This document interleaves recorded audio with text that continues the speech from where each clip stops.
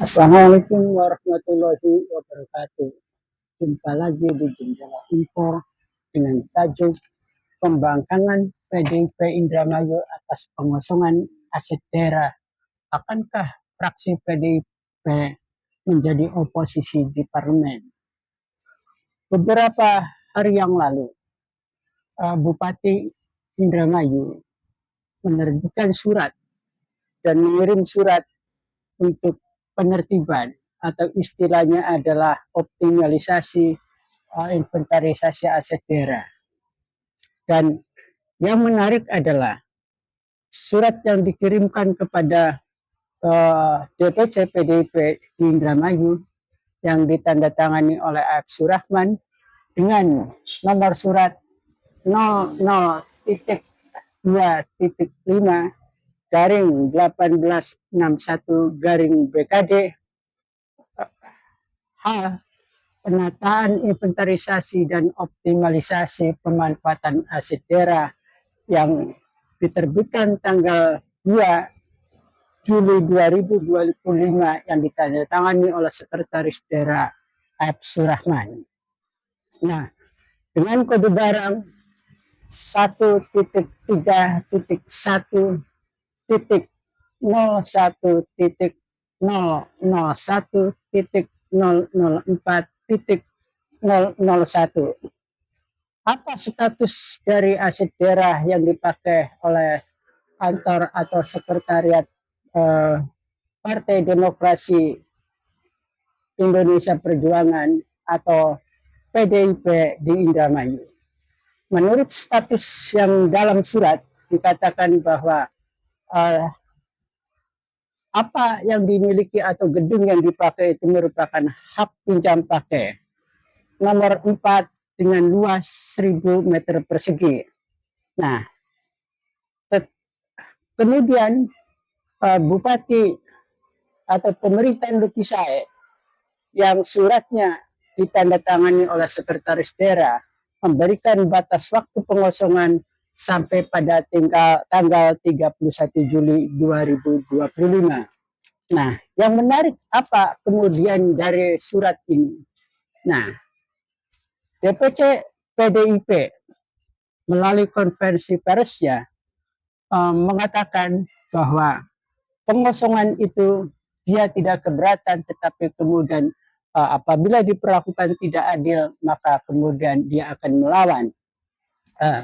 Mengapa DPC PDIP yang dilontarkan oleh ketuanya Sirajuddin, yang juga menjadi pimpinan DPR dari fraksi PDIP di Indramayu, karena PDIP merasa diperlakukan tidak adil karena masih ada gedung yang dipakai oleh partai lain tetapi kemudian itu tidak diusik. Nah, maksudnya mungkin meskipun tidak disampaikan dengan secara gamblang bahwa partai mana yang masih menggunakan aset daerah, tetapi publik tentu tahu bahwa yang dimaksud adalah Partai Golkar. Nah, sebelum kita membahas soal ini, kita ingin sampaikan bahwa PDIP atau Partai Demokrasi Indonesia Perjuangan lahir setelah reformasi, yaitu 1999, di mana reformasi 1998.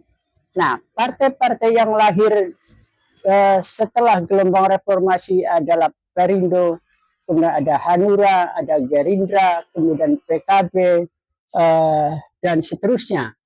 Partai lama yang sejak Orde Baru itu adalah Partai Golkar dan P3. Nah, P3 memberikan pernyataan di media massa atau media online bahwa dia tidak keberatan dengan pengosongan gedung atau kemudian ditariknya kembali menjadi aset daerah dan tidak boleh ditempati lagi, dan P3 mengatakan tidak keberatan. Tetapi mungkin orang maklum karena P3 tidak mendapatkan kursi, satu kursi pun atau setengah kursi pun di Indramayu, jadi tidak ada perwakilannya di parlemen. Nah, untuk lebih tegasnya, konferensi pers itu telah dilansir di berbagai media online cukup banyak, tetapi saya atau PKSPD hanya ingin mengambil sampel dari pemberitaan yang judulnya menarik. Sinar Pagi News pada tanggal 15 Juli 2005 dengan judul berita PDIP Indramayu tolak pengosongan sekretariat, desak Pemkab bersikap adil dalam penertiban aset. Apa alasan yang kemudian disampaikan oleh Ketua DPC PDI yang sekaligus juga pimpinan Dewan, Sirojudin mengatakan bahwa PDI tidak menolak, tetapi minta diperlakukan dengan adil karena ada partai lain yang kemudian juga tidak dusik. Seperti yang kita sudah jelaskan, maksudnya mungkin adalah Partai Golkar yang masih menempati gedung atau aset daerah yang kemudian tidak dikirim surat. Nah, kemudian ada pernyataan dari Ketua Fraksi PDIP Edi Fauji yang mengatakan bahwa PDIP akan terus melakukan fungsi pengawasan terhadap kebijakan kepala daerah. Nah, ini menarik. Jika benar bahwa kemudian PDIP akan menjalankan fungsi pengawasan terhadap kebijakan daerah, tentu akan mengambil oposisi kritis atau paling tidak jika dia tidak mengambil oposisi maka PDIP akan tetap kritis dalam mengawal atau menganalisis kebijakan-kebijakan yang menabrak peraturan perundang-undangan. Nah, kemudian ada media online lain, media Jabar, juga terbit pada tanggal 15 Juli 2025 yang menyatakan bahwa PDIP atau kami tidak menolak, tapi harus berlaku adil, jangan hanya dua parpol. Nah, konferensi pers ini dilakukan oleh DPC PDIP pada Senin 14 Juli 2025. Nah, apa yang menarik buat kita semua?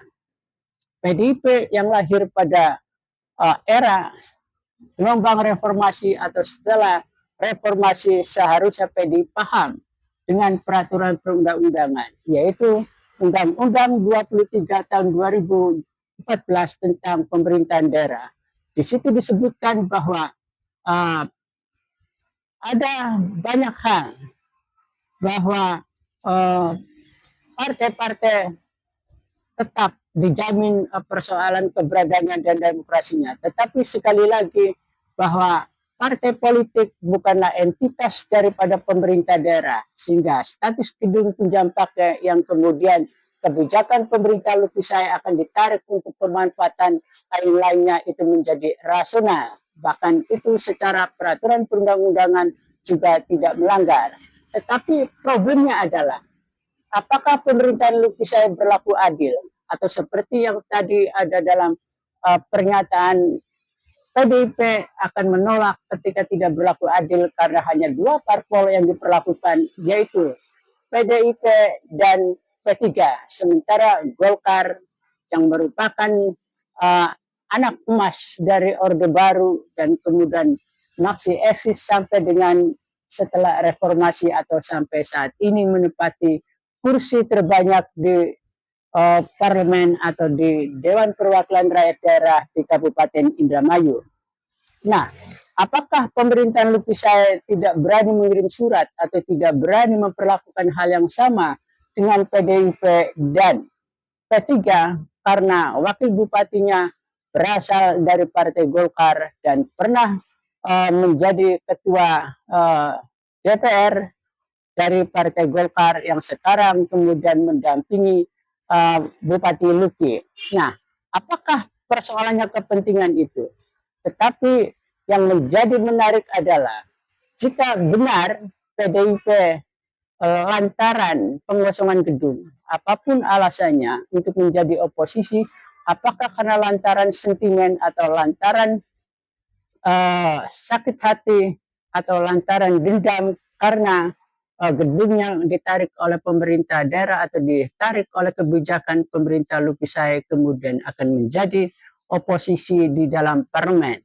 Nah, jika itu benar, maka kita ingin melihat apakah PDI kemudian tidak terbelenggu dengan poker, atau kemudian apakah PDI masih punya kepentingan yang kemudian tidak bisa dilepaskan sehingga fungsi kontrol terhadap kebijakan pemerintahan Lutfi Saya tidak berjalan. Karena faktanya sampai hari ini bahwa DPR termasuk PDIP, fraksi PDIP tidak melakukan pengawasan terhadap kebijakan pemerintah daerah.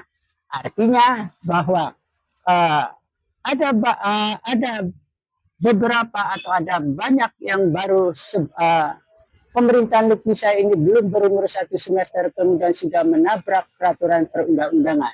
Misalnya seperti yang kita sebutkan tempo hari bahwa soal mem-PLT-kan, kemudian soal pelantikan dengan metode manajemen talenta tetapi masih dikosongkan. Padahal ketika kemudian kursi atau jabatan kepala dinas itu dicopot, maka kursi yang kosong harus segera diisi, bukan kemudian di-PLT-kan. Salah satu contoh adalah misalnya soal direktur rumah sakit, soal kepala dinas DPMD, soal dinsos yang masih PLT, dan yang lain-lain. Nah, kita tidak melihat bahwa PDIP kemudian meminta penjelasan kepada pemerintahan Lutfi Saya.